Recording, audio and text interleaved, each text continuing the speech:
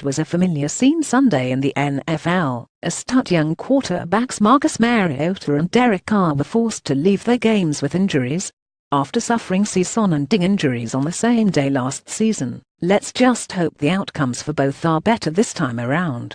Vikes fear ACL for Cook. Watson's star turn continues. Jones, Sanu both leave. We don't have many details on Carr's back injury or Mariota's hamstring injury, but let's look at what both might mean for their teams and fantasy players if they must miss time moving forward.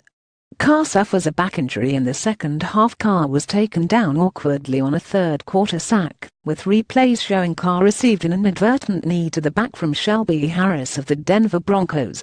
He was initially considered questionable to return, but never made it back to the field after going to the locker room. The good news is, Carr was able to walk off the field under his own power.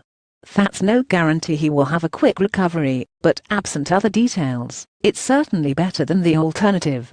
Carr finished the game 10 for 18 for 143 yards and a touchdown, and was replaced by edge Manuel. Manuel went 10 for 17 for 106 yards and an interception. Obviously, the loss of Carr would be a big blow for the Oakland Raiders. They've been a bit up and down so far this season, dropping 45 points on the hapless New York Jets in Week 2, but combining for just 20 points over the last 2 games. Of course, Carr at his worst is a lot better than Manuel, whose career-best passer rating for a season is just 80.3 in 2014, when he had 5 touchdowns on 131 pass attempts. A lingering Carr injury, or even a diminished Carr battling through injury, would obviously hurt the Raiders' offense. Michael Crabtree is dealing with a painful bruised lung injury of his own that kept him out of Week 4, while Amari Cooper has had a serious case of the drops, 7 in 4 games, and has been a major disappointment to date. Both stand to lose quite a bit without Carr, if that is the case. The running game would likely see more of a focus if Carr misses time, though Marshawn Lynch has hardly impressed, rushing for 3.4 yards per carry in his return from retirement. DeAndre Washington and Jalen Richard are more dynamic options, especially in the passing game, but we haven't seen them lean on either enough to think they'll have much more than bench appeal. If Carr really does have to miss time, it might be tough to rely on anyone in Oakland. The offensive line remains one of the best in football, and we've seen guys like T.Y. Hilton and Stephen Diggs succeed despite quarterback injuries. However, both have struggled with consistency. Cooper and Crabtree would likely struggle as well, and would be more like number 3 WRs moving forward. Let's hope Carr doesn't miss much time, because things could get ugly. Mariota suffers a hamstring injury in the second half. Things could also get ugly in Tennessee if Mariota has to sit out.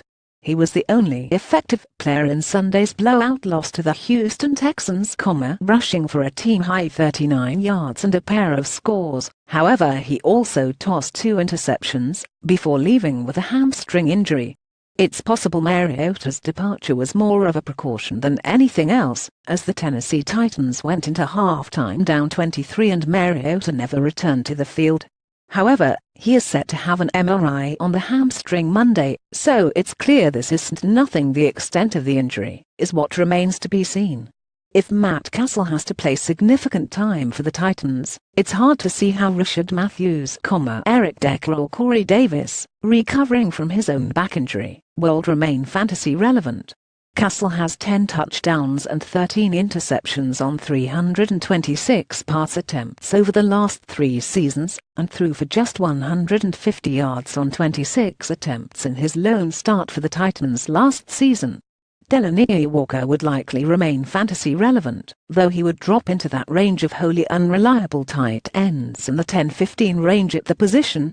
DeMarco Murray and Derrick Henry would likely see even more work if Mariota missed time, though it obviously won't be all good news.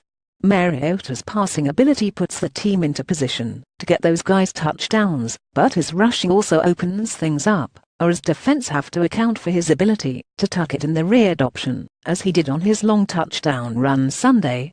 Murray would still be a solid RB2, while Henry would be a flex option, but their collective upside should be lower with Castle than Mariota.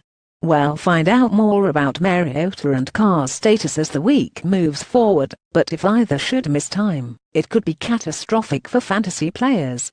Keep a close eye on this as we head into Week 5.